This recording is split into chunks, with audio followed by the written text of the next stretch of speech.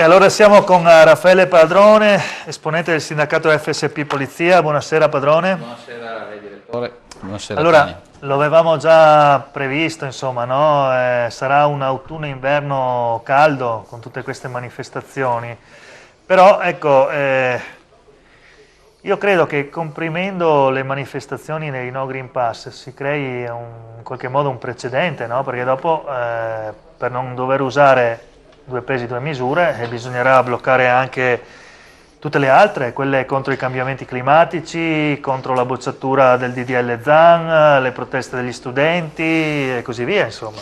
Certo, tanto buonasera.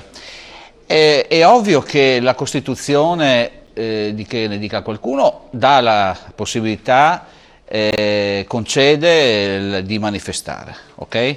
Quando siamo in democrazia la nostra Costituzione lo prevede. Vero, ho sentito quello che dice il governatore sugli episodi di Trieste, però Trieste è una piazza, se mi permette. Pordenone abbiamo un numero diverso di persone ricoverate, un numero di persone contagiate e quindi non vedrei una situazione di emergenza che deve porre in essere il questore della provincia di Pordenone, perché poi sento parlare i prefetti. Sì, esatto, risolutiva in prefettura. Però, sì, voglio dire, non è il prefetto che decide, è il questore. Ho visto anche articoli di sindaci che impongono, insomma, è il questore che decide, non è il prefetto.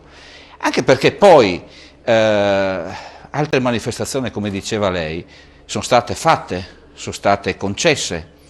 È vero che sicuramente un questore attento curerà quelle che sono le zone dove poter fare queste manifestazioni. Ecco, piuttosto di una piazza utilizzarne un'altra. Però da lì a dire vietiamo potrebbe capitare come dice lei, che se tanto devo fare la manifestazione e preferisco autorizzare la manifestazione che non avere una manifestazione non autorizzata, capisce?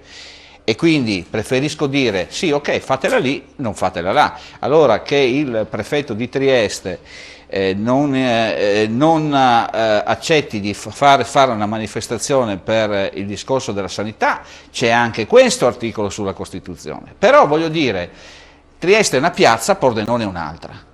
Sono state concesse tante manifestazioni a Pordenone, noi abbiamo dai mercati, dai mercatini, cioè voglio dire l'assembramento delle persone non viene certamente dato dal numero ma dal comportamento delle persone. Mascherina, lo vediamo qui da lei, chi ha il Green Pass entra, chi non ha il Green Pass non entra, quindi nella correttezza, finché c'è la legge c'è la democrazia, questo è un po' il nesso del discorso, quindi io rispetto quelli che non ce l'hanno, quelli che non ce l'hanno devono rispettare quelli che ce l'hanno e sotto questo aspetto la manifestazione secondo me si possono fare, cioè non è. Allora, abbiamo visto anche passare secondo lei non c'è il pericolo che si crei un precedente che poi possa essere replicato in tutte le piazze? No, perché ripeto, ogni questore deciderà, ogni questore ha diritto e facoltà di decidere se far fare la manifestazione o no e giustificarne i motivi, però sicuramente li abbiamo visti in piazza, cioè a Pordenone da quant'è che facciamo manifestazioni? Ogni sabato, ogni domenica, questa settimana 3, una dietro l'altra, quindi voglio dire, e le nostre persone di Pordenone si sono comportate decisamente, basta guardare i filmati.